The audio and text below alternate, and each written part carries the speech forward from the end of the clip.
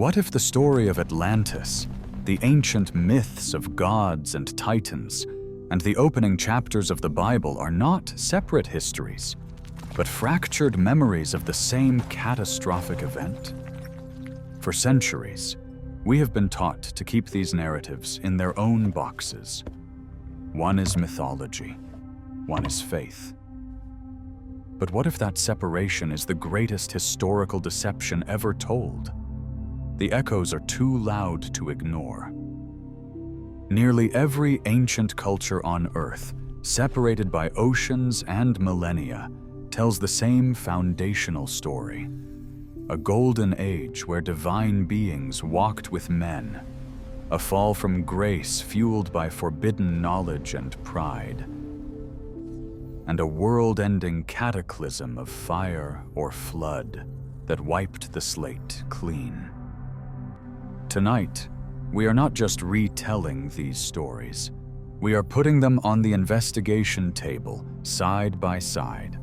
We are launching a forensic analysis into humanity's collective, traumatic memory. Our mission is to expose the hidden link, the single, terrifying truth that unites all ancient myths with the biblical account. We will follow this thread back through time, past known history, to reveal the full picture of the civilization before Adam. This is not just a story about a lost island. It's about the civilization God erased. And it's a story we were all forced to forget. The claim that these ancient stories are all connected is a monumental one. And it demands monumental evidence. That evidence is not found in a single artifact or a lost text. It is found in a pattern.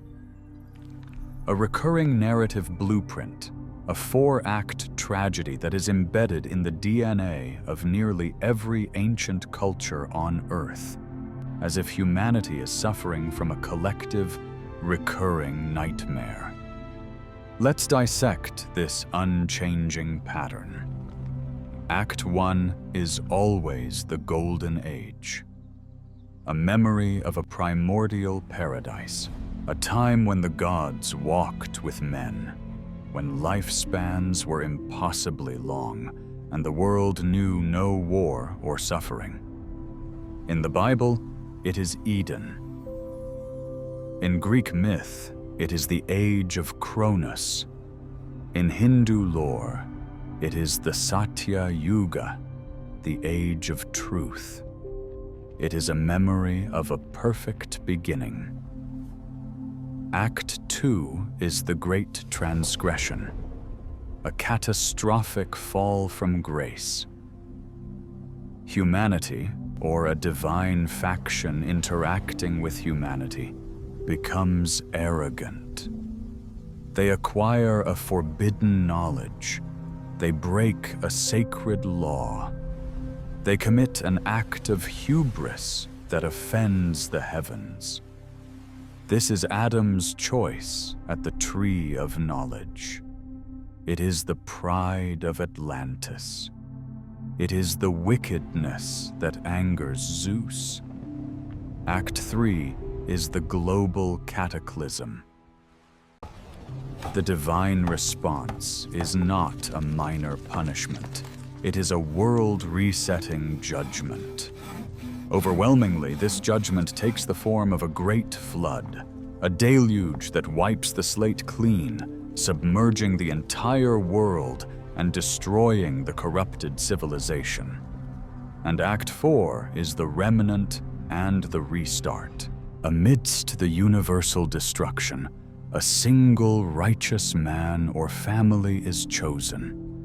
They are warned beforehand, commanded to build a vessel, and tasked with preserving the seed of life. After the cataclysm, they emerge to repopulate a new, cleansed Earth. Now, consider the sources. In ancient Mesopotamia, the Epic of Gilgamesh tells of Utnapishtim, a man warned by a god to build a massive boat to survive a flood sent by angry deities.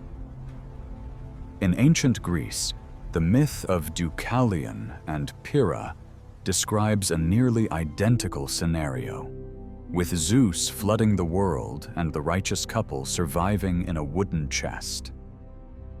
In ancient India, the Hindu scriptures tell of Manu, a wise king warned by the god Vishnu in the form of a fish to build a boat to escape a universal deluge.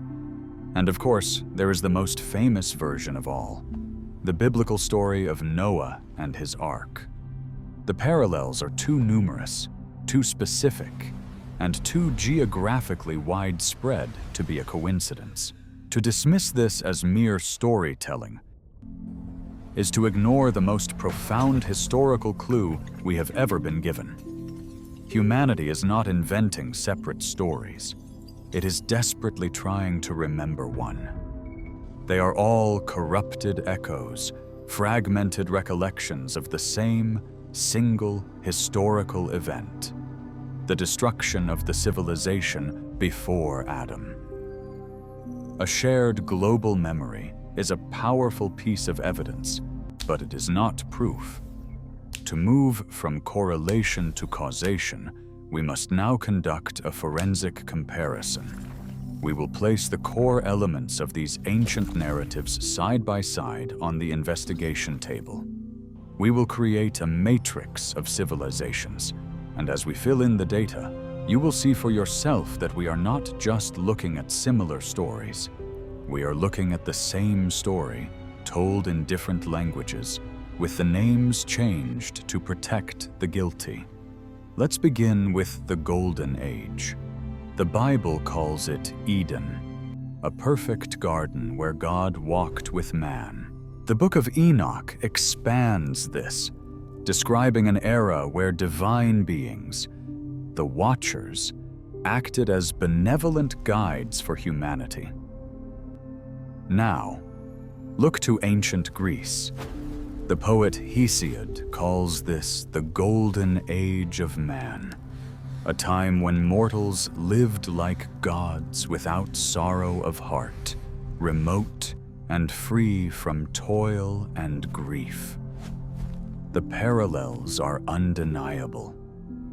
A perfect beginning, long life, and direct interaction with the divine.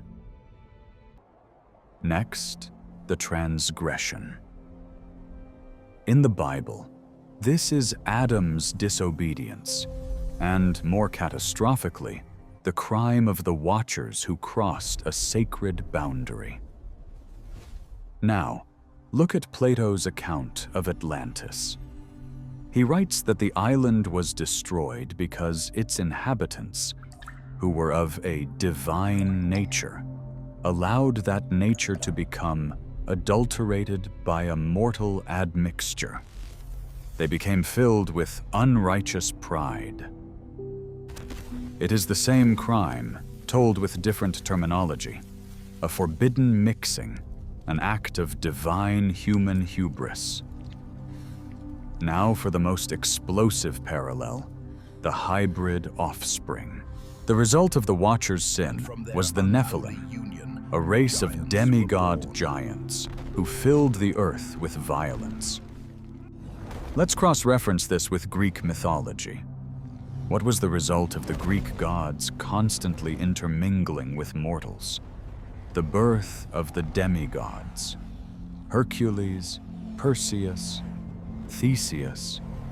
Mighty heroes, yes, but also beings of immense power and often immense violence, whose actions shaped the fate of the mortal world. The Nephilim and the demigods are not just similar concepts. They are the same biological and social phenomenon, remembered through different cultural lenses. And finally, the destruction. Genesis describes a global flood. Plato describes Atlantis being swallowed by the sea in a single day and night. The Sumerian epic of Gilgamesh details a world-ending deluge sent by the gods. The evidence matrix is complete, and the conclusion is inescapable. These are not independent myths. They are fragmented eyewitness accounts of a single historical reality: the rise and catastrophic fall of the civilization before Adam. They are all pointing to the same crime scene. But only one of these texts provides the key to unlocking the motive. The matrix of myths is complete. The patterns are undeniable. It is clear that all of humanity is remembering the same catastrophic story. But there is a critical problem. While the myths of Atlantis, the Sumerians, and the Greeks are powerful echoes, they are fundamentally incomplete. They are like witnesses to a crime who remember the violence and the aftermath, but are hazy on the specific details of the motive and the perpetrators. Plato tells us Atlantis fell because its divine nature was adulterated and filled with unrighteous pride. But what does that mean in practical terms? Hesiod tells us the golden race was replaced because of their hubris. But what was the specific act of that hubris? The myths remember the what, but they have forgotten the why. They are missing the legal indictment. They are missing the key to unlock their own symbolism. That key exists. And it is found in the one document our investigation keeps returning to: the Book of Enoch. The Book of Enoch is not just another myth to be placed on the table alongside the others. It is the Rosetta stone that deciphers them all. It is the master file that contains the specific, declassified details that all other cultures have only remembered in fragmented, symbolic form. Where Plato speaks vaguely of divine nature being adulterated, Enoch provides the legal charge: a conspiracy by 200 named angelic beings, the Watchers, to illegally cross the genetic boundary and interbreed with human women. Where Greek mythology speaks of demigods and titans, Enoch gives us their true historical name: the Nephilim, the hybrid giants who were the direct result of this cosmic crime. Where other cultures speak of a vague golden age, Enoch describes a specific political and social order, a world governed by these angelic kings, a civilization supercharged by their divine wisdom. And most importantly, where the myths attribute the fall to a general concept like pride, Enoch provides the detailed manifest of the crime itself: the specific forbidden technologies and occult sciences that the Watchers taught humanity, which directly led to the corruption that necessitated the flood. The Book of Enoch is the missing link. It is the original, uncensored history from which all other myths are but faint, distorted echoes. It proves that the story in the Bible is not just one myth among many. It is the anchor, the historical core to which all other global memories are subconsciously pointing. It is the key that transforms the legend of Atlantis from a philosophical fable into a memory of a real, historical, and terrifyingly powerful civilization. The memories of this lost world are not only recorded in ancient myths and forbidden texts, they are written in stone. Carved into the very bedrock of our planet are enigmatic structures so massive, so precise, and so ancient that they defy every neat timeline of conventional history. They are the physical, geological echoes of the civilization before Adam. For decades, mainstream archaeology has presented us with a simple, linear progression of humanity.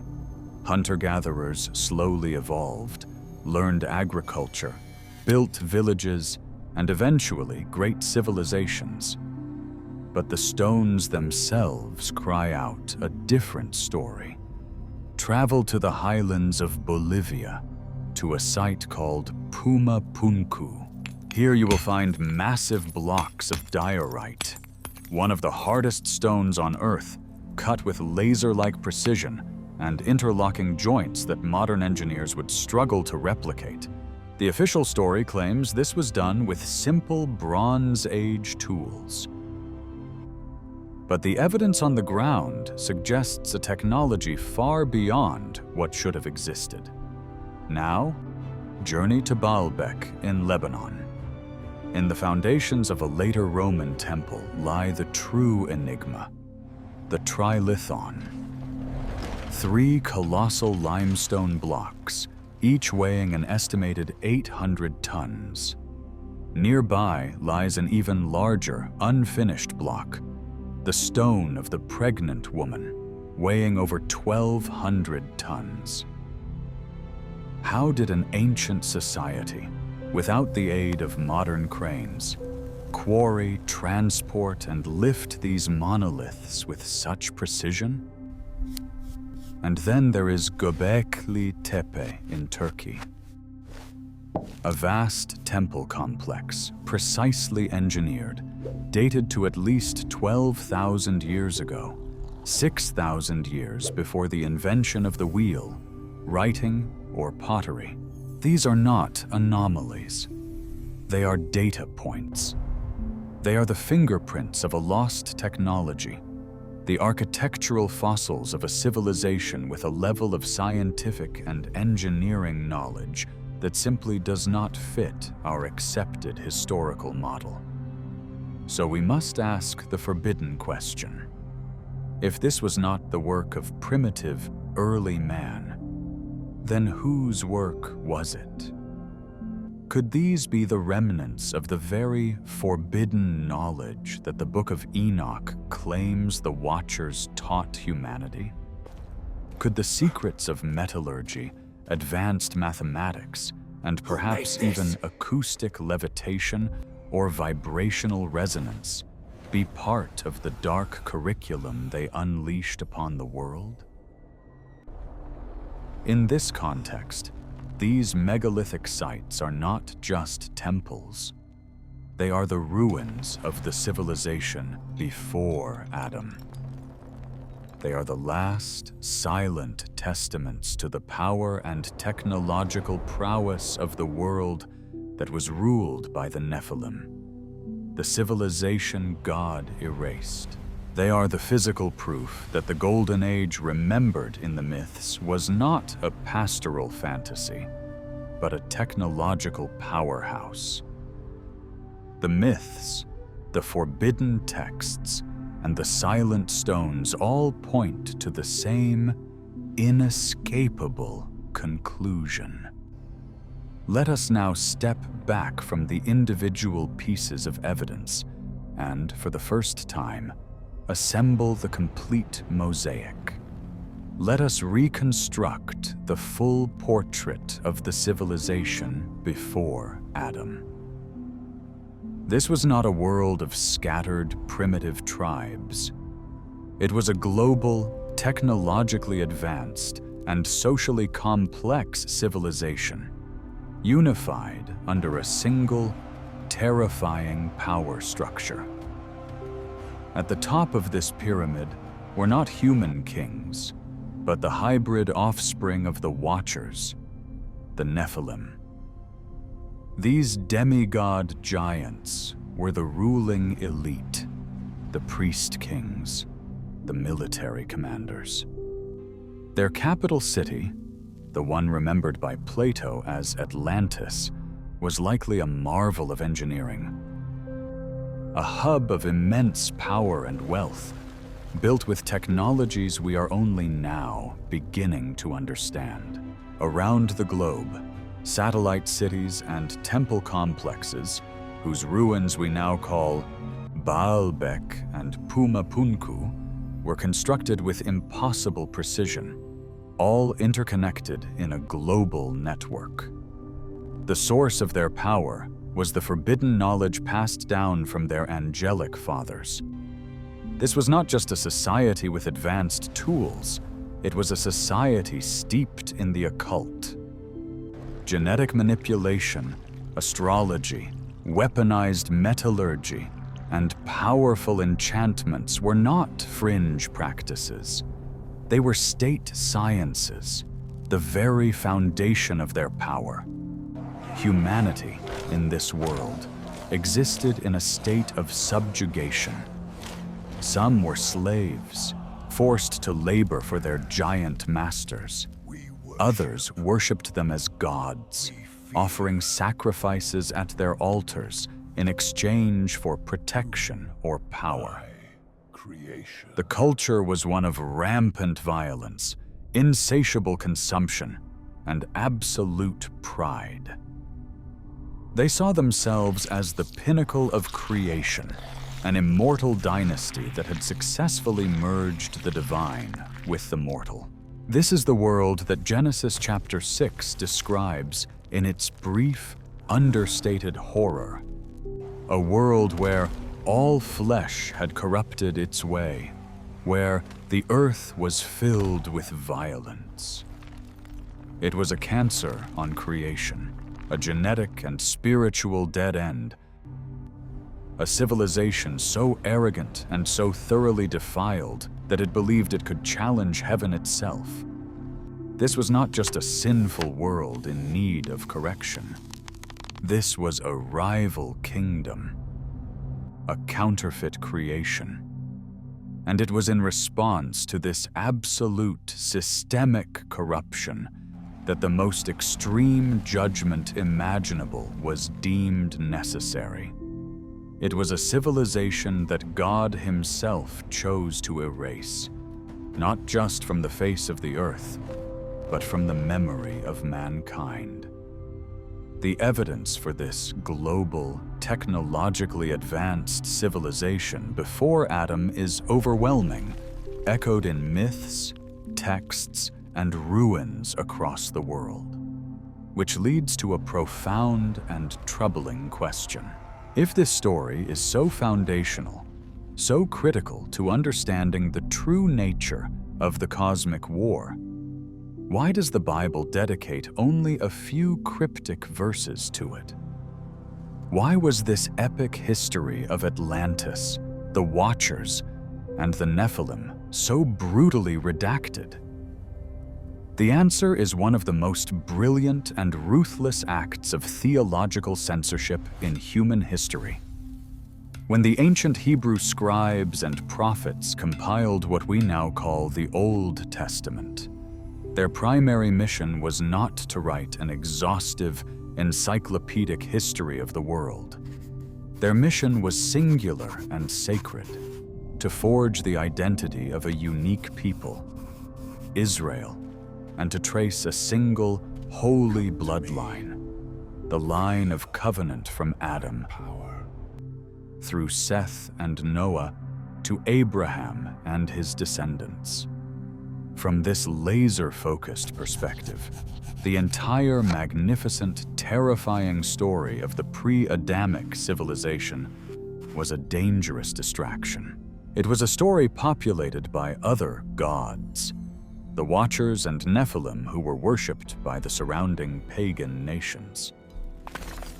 To give this story too much prominence, to detail the names and powers of these beings, was to risk seducing the people of Israel into idolatry. It was to give airtime to the enemy. So, they minimized it. They stripped the Watchers of their names and reduced them to the anonymous Sons of God. They turned the Nephilim from a ruling class of demigods into a brief mention of giants. Furthermore, this pre-Adamic history was, in essence, a story of a failed creation, a world that had been judged and erased. The story that the biblical authors needed to tell was not one of failure, but one of hope.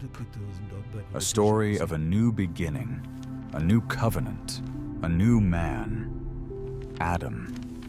The decision was made to start the clock with Adam, to present Genesis not as Act 2 of a cosmic drama, but as Act 1. It was a strategic choice to focus the narrative entirely on God's plan of redemption through Israel, rather than getting bogged down in the complex and terrifying details of the cosmic rebellion that made that redemption necessary in the first place.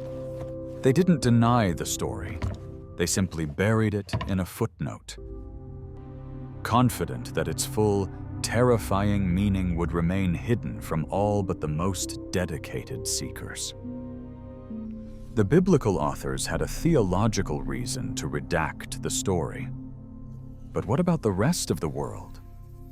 If this was a global civilization, why did all other cultures also forget the specifics? Why are we left with only the fragmented, distorted echoes of Atlantis, Lemuria, and other myths? The answer is not found in theology, but in psychology. Humanity did not forget because the story was unimportant. Humanity forgot because the trauma of its destruction was too great to remember. Imagine being one of the handful of survivors of this global cataclysm. You have witnessed the sky fall and the earth crack open. You have seen your technologically advanced world, your magnificent cities, and your powerful demigod rulers utterly annihilated by a force beyond your comprehension. You are left adrift in a broken, silent world, haunted by the memory of a civilization that has been completely and totally erased. How do you tell that story to your children? How do you explain a level of destruction that defies language? You don't. You can't. The human psyche, in the face of overwhelming trauma, has a defense mechanism. It represses. It buries the memory. It transforms the literal, unbearable truth into a manageable, symbolic story. And so, over generations, the story began to change. The literal historical memory of the Watchers, angelic beings with advanced knowledge, metamorphosed into the symbolic myth of gods on Mount Olympus. The memory of the Nephilim, a literal race of hybrid giants, softened into the more palatable tales of demigod heroes. The memory of advanced, forbidden technology that could manipulate the very fabric of nature was transformed into the fantastical concept of magic. The myths of Atlantis and other lost worlds are not fiction. They are the scars of a planetary post-traumatic stress disorder. They are the fragmented nightmares of a traumatized species, passed down through generations, each retelling losing a bit more of the literal truth and gaining a bit more symbolic meaning. This is the great global amnesia. We are a species with a forgotten childhood, a civilization built on the ruins of a greater one whose memory is now so deeply repressed that we dismiss it as a mere fantasy. The Bible, in its brutal brevity, may have preserved the most accurate, if condensed, report of the event. The rest of the world preserved the emotional echo, the haunting feeling that we are not the first, and that our history is both grander and more terrifying than we have ever been told. The ancient world forgot out of trauma, but the modern world forgets by design. This brings us to the final layer of this cover-up: the academic conspiracy of silence. Why does mainstream history and archaeology so vehemently reject and ridicule the very notion of a technologically advanced global civilization in deep antiquity? The answer is simple.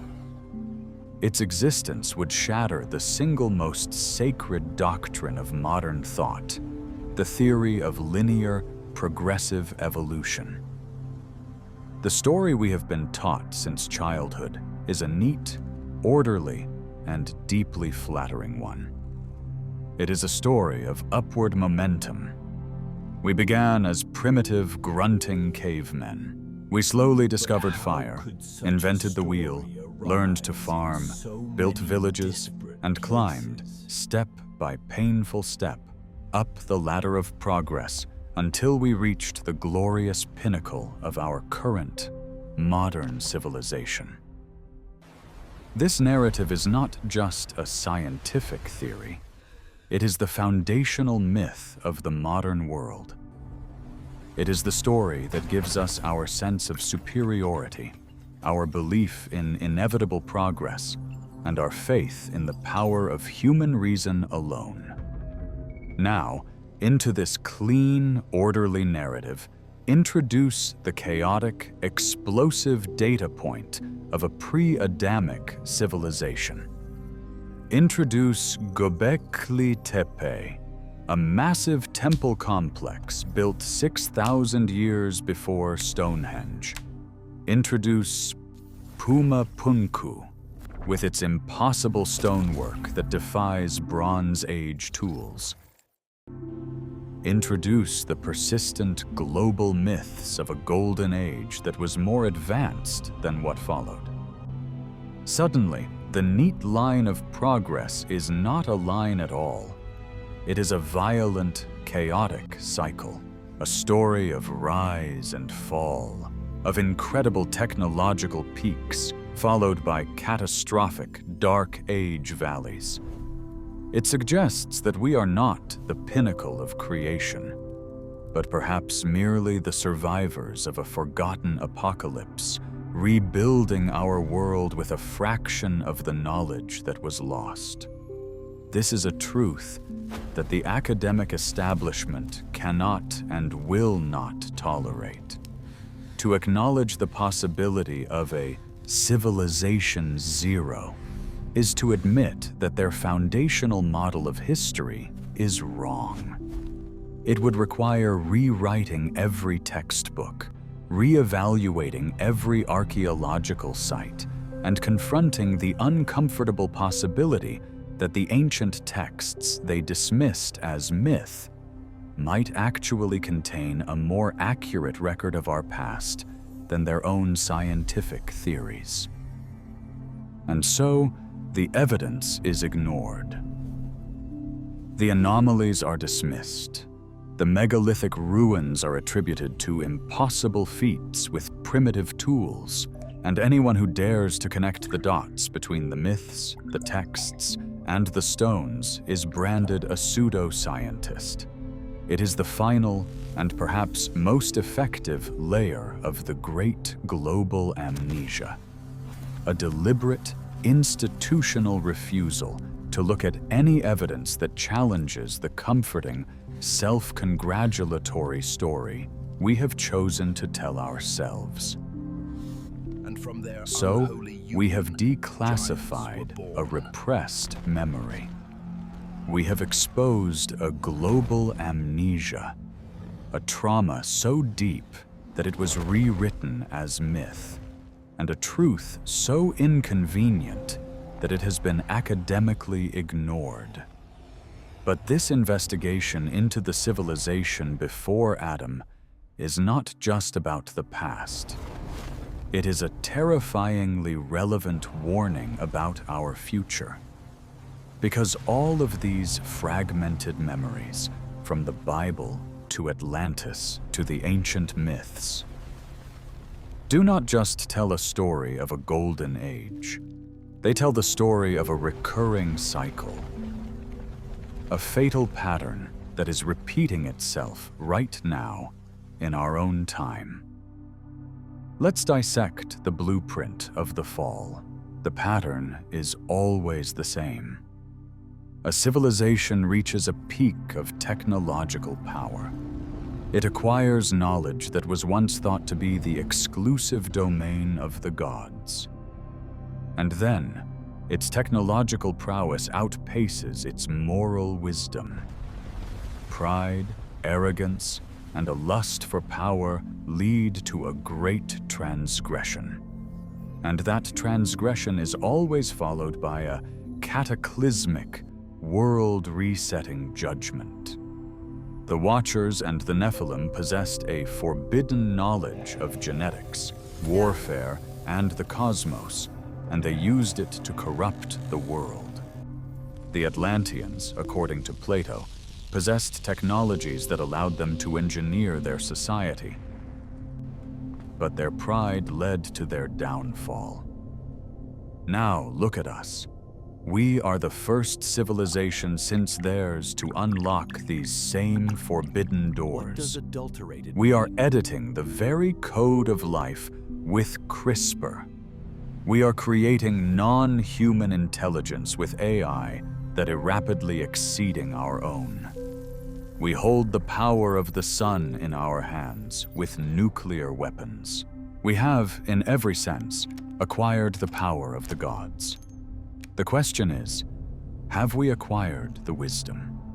The echoes of the lost world are a warning. They are a testament to the fact that technological advancement without spiritual and moral maturity is a suicide pact.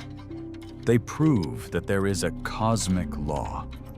When a civilization's power grows beyond its character, a reset becomes inevitable. We are now standing at the same precipice as the civilization God erased. We are playing with the same fire that burned them. The story of Atlantis is not a myth to be entertained.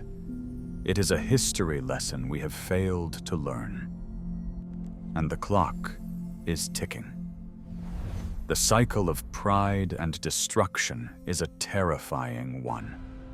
And if we were left with only that pattern, the future would seem hopeless, destined for another inevitable reset.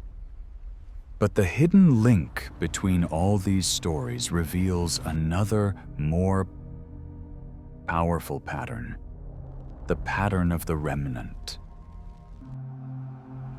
In every story of destruction, there is a story of survival. A Noah, a Deucalion, a Manu, a small group of righteous individuals who, through wisdom, foresight, or divine warning, survive the cataclysm to begin the world anew.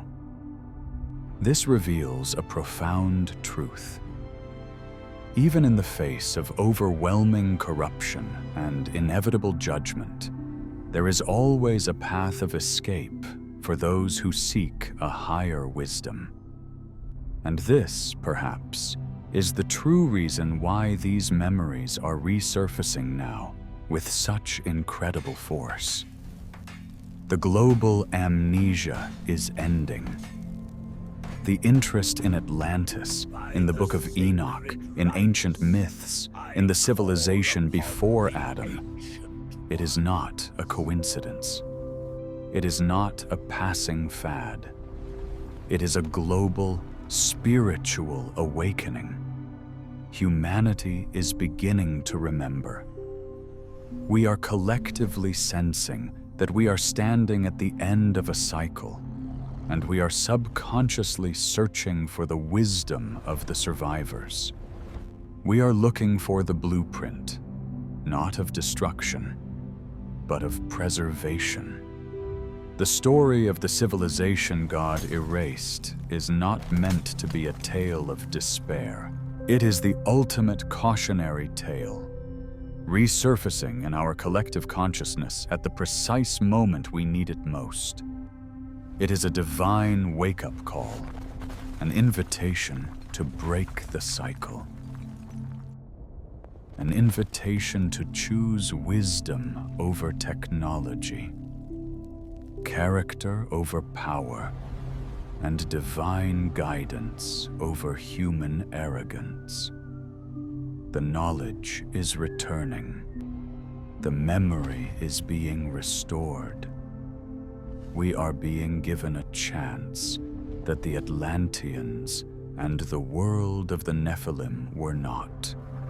A chance to see the pattern before it's too late.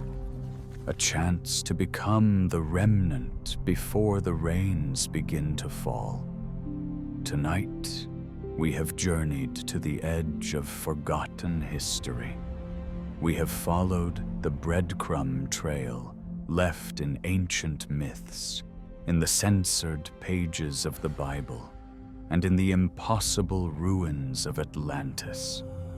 We have exposed the hidden link that unites them all, the shared traumatic memory of the civilization before Adam.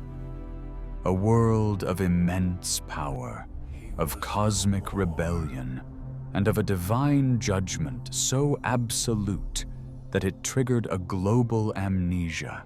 But the memory is returning. God took him. The silence is breaking. You are no longer just a passive listener to fragmented legends. You are now a reclaimer of this lost memory.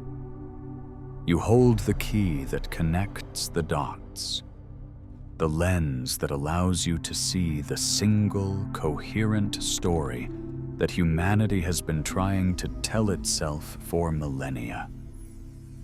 This knowledge is not just for intellectual curiosity. It is a tool for discernment. It is an invitation to see our own modern world not as the pinnacle of history, but as another chapter in an ancient, repeating cycle. It is a call to choose a different path. If you believe that remembering our deepest past is the only way to forge a wiser future, then we invite you to become part of this great awakening. Subscribe to our channel and join a global community of seekers dedicated to piecing together the truths that have been erased. Share this video and help awaken another mind from the long amnesia. And now, we leave you with a final question. In the comments below, tell us, which piece of evidence, the myths, the texts, or the ruins, is the most compelling proof to you of the civilization God erased? The past is not dead. It is not even past. It is simply waiting to be remembered.